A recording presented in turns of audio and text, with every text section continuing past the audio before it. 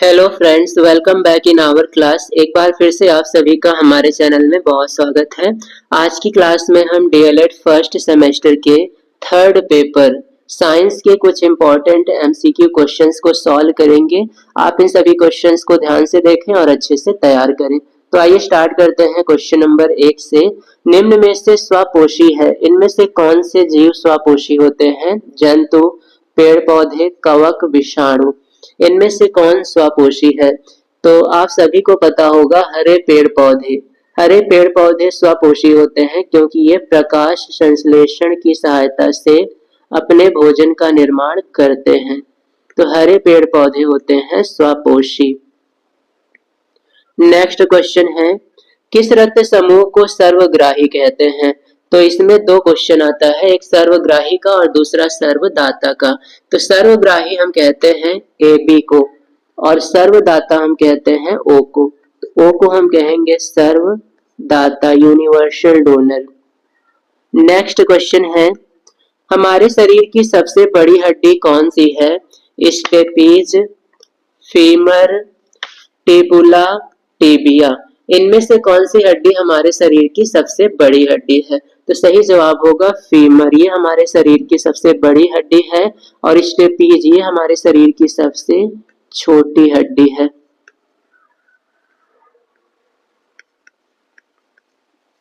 Next question है, हमारे शरीर के किन अंगों में लसिका कोशिकाएं पाई जाती हैं? ये लसिका है, लसिका कोशिका पाई जाती है। यकृत, तिल्ली, अग्न्याशय या फिर वृक्क। तो इनमें से किस भाग में लसिका कोशिकाएं बनती हैं? तो लसिका कोशिकाएं बनती हैं तिल्ली में। इसी को हम लोग स्प्लीन भी कहते हैं। नेक्स्ट क्वेश्चन है, वयस्क मनुष्य के शरीर में कितनी हड्डियां होती हैं? 206, 207, 208, 201। तो स्वस्थ वयस्क मनुष्य के शरीर में 206 हड्डियां होती हैं और यही अगर हम नवजात बच्चे की बात करते हैं तो उनमें लगभग 300 हड्डियां होती हैं। नेक्स्ट क्वेश्चन है, चने में बीज में हल्के पीले रंग की जो संरचनाएं पाई जाती है उन्हें क्या कहा जाता है? बीज चोल, भ्रूण, बीज पत्र, मूलांकुर। जब भी चने का बीज हम ओपन करते हैं तो उसमें पीले पीले रंग के दो भाग होते हैं, उन्हें क्या कहा जाता है? तो उन्हें कहा जाता है बीज पत्र। नेक्स्ट क्वेश्चन है, मनुष्य के शरीर में कितनी जोड़ी पसलियां पाई जाती हैं? 10, 12, 14, 20। इनमें से कितने जोड़ी पसलियां मनुष्य में पाई जाती हैं? तो आपको ध्यान में रखना है, पसलियों की संख्या 24 है। 24 का मतलब 12 जोड़ी हो जाएगा। तो 12 जोड़ी अर्थात 12 दूनी 24। तो मनुष्य के शरीर में पसलियों की संख्या है 12 जोड़ी अर्थात 24। नेक्स्ट क्वेश्चन है, मनुष्य की खोपड़ी में हड्डियों की संख्या कितनी है? 28, 30, 32, 40। मनुष्य के शरीर की खोपड़ी में हड्डियों की संख्या 28 होती है। 28 या फिर आप 14 जोड़ी याद रख सकते हैं। ऑप्शन जोड़ी में भी आ सकता है और डायरेक्ट भी आ सकता है। नेक्स्ट क्वेश्चन है, दौड़ने हेतु उपयुक्त अनुकूलित प्राणी है। इनमें से कौन सा प्राणी दौड़ने हेतु अनुकूलित होता है? चमगादड़, एंटीलोप, यूरोमेट्रिक्स, साइरन। इनमें से एंटीलोप ये दौड़ने के हेतु बहुत ज्यादा अनुकूलित होता है और बहुत अच्छे से दौड़ सकता है। नेक्स्ट क्वेश्चन है, दही से मक्खन को पृथक करने की विधि क्या कहलाती है? ऊर्ध्वपातन, अपकेंद्रण, तलछटीकरण, निस्यंदन। इनमें से दही से मक्खन अलग करने की विधि का क्या नाम है? तो उसे हम कहते हैं अपकेंद्रण। इस विधि में दही या मक्खन को वृत्ताकार मार्ग में खूब घुमाया जाता है, जिससे हल्के कण किनारे की ओर होकर अलग हो जाते हैं और भारी कण बीच में रह जाते हैं। तो इस प्रकार से मक्खन अलग हो जाता है। इस विधि को कहा जाता है अपकेंद्रण। नेक्स्ट क्वेश्चन है, निम्न में से यौगिक है, इनमें से यौगिक कौन है? जल, सोना, पीतल, चांदी। इनमें से यौगिक है जल। सोना, सोना है धातु, तो ये तत्व है, तत्व का एक प्रकार है धातु, तो इसे तत्व या धातु कहेंगे। चांदी भी तत्व या धातु है। बात करें पीतल की, तो पीतल है, ये है मिश्रण, धातुओं का मिश्रण है, धातुओं का मिश्रण, जिसे हम मिश्र धातु कहते हैं, ये कहलाता है मिश्र धातु। और मिश्र धातुएं दो धातुओं को मिलाने से बनती हैं। तो पीतल में दो धातुएं मिलाई गई हैं, तांबा अर्थात कॉपर और जिंक। कॉपर और जिंक को मिलाने से पीतल का निर्माण हुआ है। नेक्स्ट क्वेश्चन है, घुलनशील ठोस पदार्थों को द्रव से अलग करने की कौन सी विधि है? निथारना, वाष्पीकरण, तलछटीकरण, छानना। जब भी द्रव में ठोस पदार्थ घुले होते हैं जैसे नमक, तो उन्हें अलग करने के लिए हम वाष्पीकरण विधि का प्रयोग करेंगे। मान लेते हैं ये एक पात्र है जिसमें नमक और पानी घुले हुए हैं। हम वाष्पीकरण का सहारा लेंगे, सारा पानी भाप बन के उड़ जाएगा और अंत में नमक सतह में शेष बचा रहेगा। नेक्स्ट क्वेश्चन है, किसी धातु की सतह का क्षेत्रफल का मात्रक क्या है? तो क्षेत्रफल का मात्रक क्या होता है? मान लेते हैं ये एक एरिया है, एक भाग है जिसमें लंबाई और चौड़ाई है। तो इसका एरिया हम निकालेंगे लंबाई गुणे चौड़ाई। लंबाई को हम मीटर में मापेंगे, चौड़ाई को भी मीटर में मापेंगे, तो मीटर और मीटर बनके हो जाएगा मीटर स्क्वायर। इसी को कहा जाता है वर्ग मीटर। तो क्षेत्रफल का मात्रक होगा वर्ग मीटर। और अगर घन मीटर की बात करें तो ये मात्रक है आयतन का। मीटर केवल मात्रक है लंबाई का और किलोमीटर भी मात्रक है लंबाई का, लेकिन मीटर छोटा मात्रक है और किलोमीटर बड़ा मात्रक है। नेक्स्ट क्वेश्चन है, मछली में सांस लेने के लिए कौन सा अंग होता है? फेफड़ा, गलफड़ा, त्वचा या फिर सभी? तो मछलियों में गलफड़े पाए जाते हैं जिन्हें हम गिल्स भी कहते हैं, जिसकी सहायता से वे सांस लेती हैं। नेक्स्ट क्वेश्चन है, पहलवान को भार उठाने में कौन सा बल लगाना पड़ेगा? पेशी बल, विद्युत बल, चुंबकीय बल या फिर इनमें से कोई नहीं? तो भार उठाने के लिए जो बल लगता है उसे कहा जाता है पेशीय बल। नेक्स्ट क्वेश्चन है, फल का पेड़ से गिरना किसका उदाहरण है? चुंबकीय बल, घर्षण बल, गुरुत्व बल, पेशीय बल। फल पेड़ से गिरता है क्योंकि उस पर गुरुत्वाकर्षण बल लगता है पृथ्वी के द्वारा, इसी को कहते हैं गुरुत्व बल। पृथ्वी किसी भी फल को अपनी ओर आकर्षित कर लेती है, तो जिसके कारण फल पृथ्वी पर जाके गिर जाता है। नेक्स्ट क्वेश्चन है, बालू और लोहे के छीलन को कैसे पृथक करेंगे? बिनकर, चुंबकीय पृथक्करण द्वारा, फटक कर, छान कर।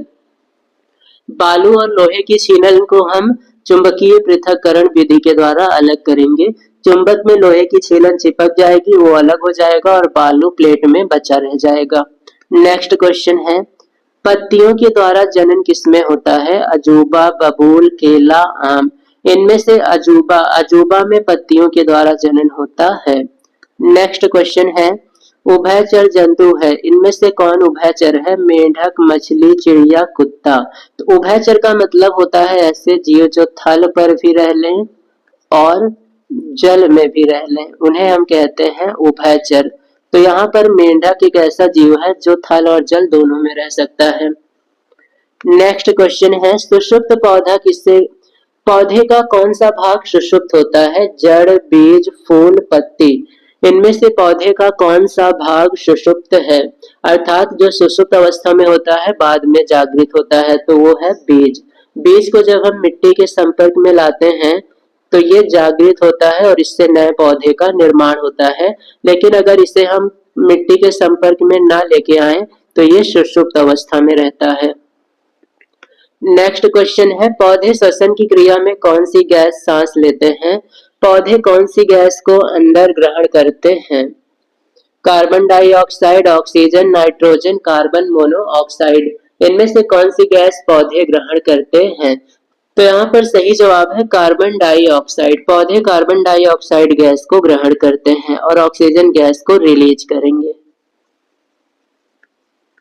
नेक्स्ट क्वेश्चन है, मरुस्थलीय पौधों की पत्तियां रूपांतरित हो जाती हैं कांटे में, तने में, जड़ों में या फिर सभी में? मरुस्थल में जो भी पौधे पाए जाते हैं उनकी पत्तियां कांटों में रूपांतरित हो जाती हैं ताकि जल की हानि कम हो सके। जल की हानि कम हो, क्योंकि मरुस्थल में जल कम होता है, तो जल की हानि को रोकने के लिए पत्तियां कांटों में परिवर्तित हो जाती हैं। नेक्स्ट क्वेश्चन है सजीव तथा निर्जीव के बीच की कड़ी कौन है? जीवाणु, विषाणु, लाइकेन, कवक। तो ये है विषाणु। सजीव और निर्जीव के बीच की कड़ी हम विषाणु को कहते हैं। नेक्स्ट क्वेश्चन है चेहरे में हड्डियों की संख्या कितनी होती है? 3, 7, 13, 14। तो लगभग सभी को आंसर पता होगा, चेहरे में 14 हड्डियां होती हैं।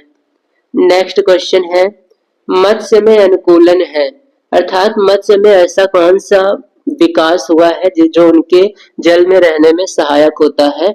गलफड़ों द्वारा श्वसन करना, तो ये भी अनुकूलन है। इनका शरीर का आकार धारा रेखित होता है जो तैरने में सहायता करता है। धारा रेखित होने से ये आसानी से तैर लेती हैं, तो ये दोनों ही अनुकूलन के ही भाग हैं। तो सही जवाब होगा उपर्युक्त दोनों। ये दोनों ही मछलियों में अनुकूलन है।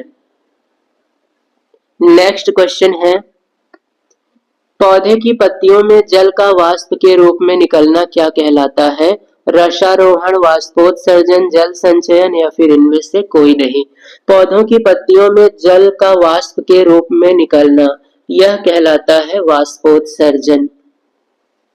नेक्स्ट क्वेश्चन है पत्तियों का रंग हरा किसके कारण होता है? सेलुलोज, पर्णहरिम, क्लोरोप्लास्ट या फिर इनमें से सभी। तो पत्तियों का हरा रंग क्लोरोफिल के कारण होता है, जिसे पर्णहरिम भी कहा जाता है। तो इसी का दूसरा नाम है क्लोरोफिल। नेक्स्ट क्वेश्चन है प्रकाश संश्लेषण की क्रिया किसमें होती है? पौधे, जंतु, कवक या फिर विषाणु। प्रकाश संश्लेषण की क्रिया पौधों में होती है, वो भी हरे पेड़ पौधों में, जिनमें क्लोरोफिल पाया जाएगा। तो प्रकाश संश्लेषण के लिए क्लोरोफिल बहुत ही आवश्यक अंग है। नेक्स्ट क्वेश्चन है प्रकाश संश्लेषण का उत्पाद क्या है? मंड, ऑक्सीजन, दोनों या फिर इनमें से कोई नहीं।